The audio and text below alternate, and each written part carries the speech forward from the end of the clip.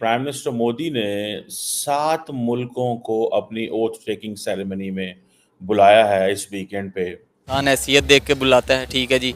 इनकी हैसियत नहीं है। अगर इंडिया की बात करें तो वो पाकिस्तान को, वो कहते हैं ना, एक पंजाबी की मिसाल है, बड़ी अच्छी सी मिसाल है कि आटे च लून बराबर नहीं है। वो पाकिस्तान को किसी भी तरफ से समझते ही नहीं है कि ये तमाम के तमाम ममालिक इंडिया की नेबरहुड्स हैं। इंडिया ने पाकिस्तान को भी माइनस कर दिया। इंडिया की ग्रोथ नहीं रुक सकती क्योंकि वो किसी एक बंदे की वजह से नहीं है, वो उनके स्ट्रक्चर्स की वजह से है, लॉ एंड ऑर्डर की वजह से, पॉलिटिकल स्ट्रक्चर की वजह से, एजुकेशन सिस्टम की वजह से। कि मैडम ये ज्यादती होगी अगर हम ना अपने आप को कंपेयर करें उनके साथ। किसी तरह भी हम अपने आप को उनके साथ कंपेयर नहीं कर सकते। हम करप्शन इंडेक्स में टॉप पे हैं। हमारे हमसे जो नीचे 2 कंट्री हैं वो सोमालिया और अफगानिस्तान के जो पासपोर्ट हैं। ना तो पाकिस्तान के अंदर ये कैपेसिटी है कि वो अपनी मर्जी का कोई रीजनल प्लेटफॉर्म बना सके, क्योंकि इनमें से कोई मुल्क जो है वो इंडिया को निकाल के पाकिस्तान के आने के साथ आने को बैठने को तैयार नहीं है। इंडिया के जो प्राइम मिनिस्टर नरेंद्र मोदी हैं सर, उन्होंने 10 साल कंप्लीट करने के बाद अगले 5 साल के भी उन्होंने शपथ उठा लिया कि भाई अभी 8 को उठाने जा रहे हैं शपथ। दुनिया के लीडर्स को इनवाइट कर रहे हैं। कैसे देखते हैं आप नरेंद्र मोदी कैसे लीडर है हिंदुस्तान के? इंडिया इतना बड़ा नेबर है पाकिस्तान इंडिया का, जो न्यूक्लियर पावर है, 240 मिलियन की आबादी है, 2.5 फ्रंट वॉर की बार बार इंडिया बात करता है। क्या इंडिया अपनी आंखें बंद करके ऐसे देख रहा है ना बेसिकली पाकिस्तान की तरफ? नहीं, ऐसा तो डल नहीं देखा, साड़ा ध्यान इधर है, ठीक है ना जी। नमस्कार दोस्तों, जय हिंद। डेली जियो पॉलिटिक्स में आपका स्वागत है। दोस्तों, नरेंद्र मोदी जी तीसरी बार भारत के प्रधानमंत्री के रूप में शपथ लेने जा रहे हैं और जिसे देख पाकिस्तानी मीडिया को खूब मिर्ची लग रही है। अब आज मतलब 7 जून को हुई एनडीए अलायंस की मीटिंग में प्रधानमंत्री मोदी को एनडीए लोकसभा पार्लियामेंट का लीडर बनाया गया है और रिपोर्टों की माने तो इसके बाद 9 जून को शाम 6 बजे नरेंद्र मोदी जी एक बार फिर भारत के प्रधानमंत्री के तौर पर शपथ लेंगे। प्रधानमंत्री नरेंद्र मोदी जी के शपथ ग्रहण समारोह की तैयारियां जोर शोर से चल रही हैं और इसी शपथ ग्रहण समारोह में शामिल होने भारत ने दुनिया के कई देशों को आमंत्रण भेजा है। इसमें श्रीलंका के राष्ट्रपति रानिल विक्रमसिंघे, नेपाल के प्रधानमंत्री पुष्पक कमलदल प्रचंड, बांग्लादेश की प्रधानमंत्री शेख हसीना, मॉरिशियस के प्रधानमंत्री प्रविंद जुगनाथ, सेशेल्स के उपराष्ट्रपति अहमद अफीफ, भूटान के राजा जेके नामग्याल वांगचुक और मालदीव के राष्ट्रपति मोहम्मद मिर्जू को भी प्रधानमंत्री नरेंद्र मोदी के शपथ ग्रहण समारोह में न्योता भेजा गया है। गौर करने की बात यह है कि भारत ने जिन देशों को शपथ ग्रहण समारोह के लिए न्योता भेजा है वह सभी देश भारत के पड़ोसी देश हैं और इनमें से ज्यादातर देश तो भारत के साथ अपनी बॉर्डर भी शेयर करते हैं। लेकिन इन सभी पड़ोसी देशों को न्योता भेजने के साथ साथ भारत ने पाकिस्तान को भाव भी नहीं दिया। पाकिस्तान भारत का एक पड़ोसी देश होने के बावजूद भी भारत ने प्रधानमंत्री मोदी के शपथ ग्रहण समारोह में पाकिस्तान को कोई न्योता नहीं भेजा और जिसे देख पाकिस्तानी मीडिया चीख रही है और कह रही है कि भारत हमें अभी भी सीरियस नहीं ले रहा। तो चलिए दोस्तों, देखते हैं आगे पाकिस्तानी मीडिया ने इस पर क्या कहा। वाले प्राइम मिनिस्टर बने, कैसे देखते हैं नरेंद्र मोदी कैसे लीडर हैं?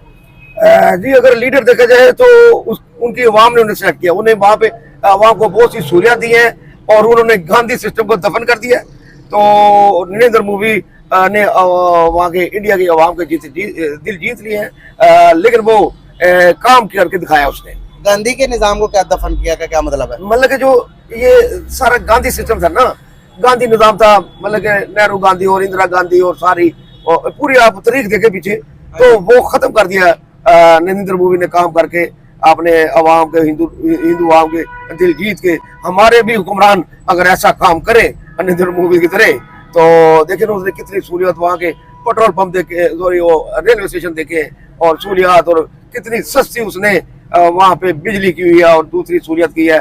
हमें नरेंद्र मोदी से सीखना चाहिए। सर, मोदी ने 7 मुल्कों को अपनी ओथ टेकिंग सेरेमनी में बुलाया है इस वीकेंड पे और मज़े की बात यह है कि ये तमाम के तमाम ममालिक इंडिया की नेबरहुड्स हैं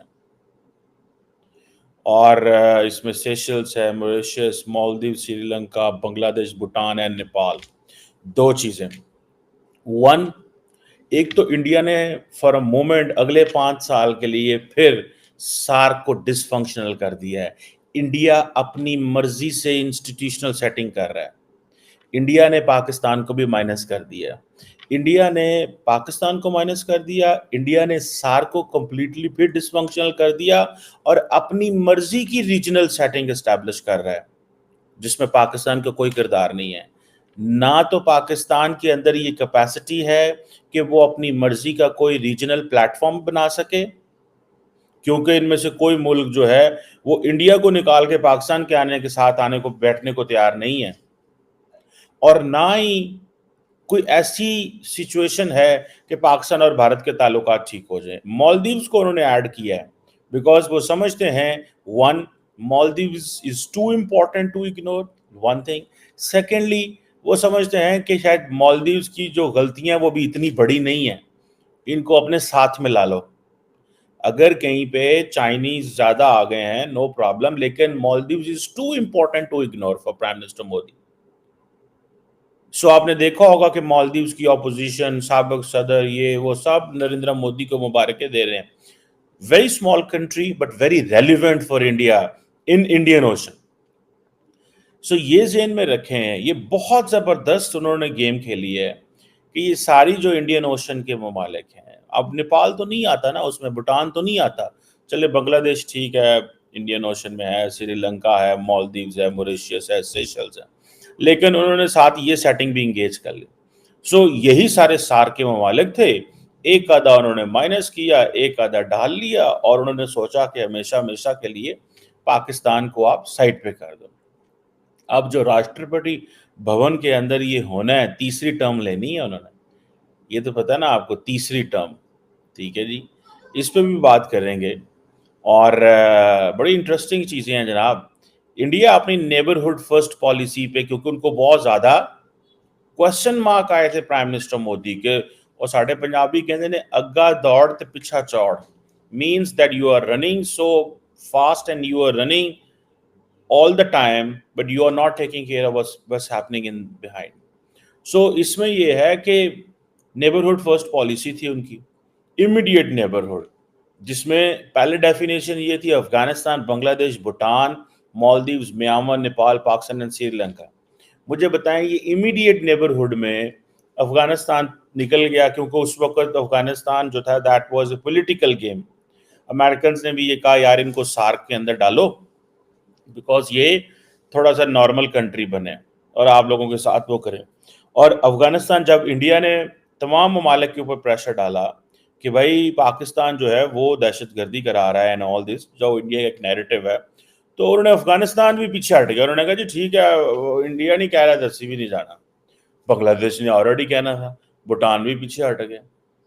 एक म्यांमार था, म्यांमार की का कोई एक और मसला है, वो एक और चीज़ है, डिफरेंट गेम है, लेकिन समहाउ इंडिया की नेबरहुड में तो आता था। सो इंडिया ने क्या किया, अब क्वेश्चन ये है, यहाँ पर पॉलिटिकल साइंटिस्ट को पूछना चाहिए, फॉरेन पॉलिसी एक्सपर्ट्स को पूछना चाहिए, I will get one on this, कि इंडिया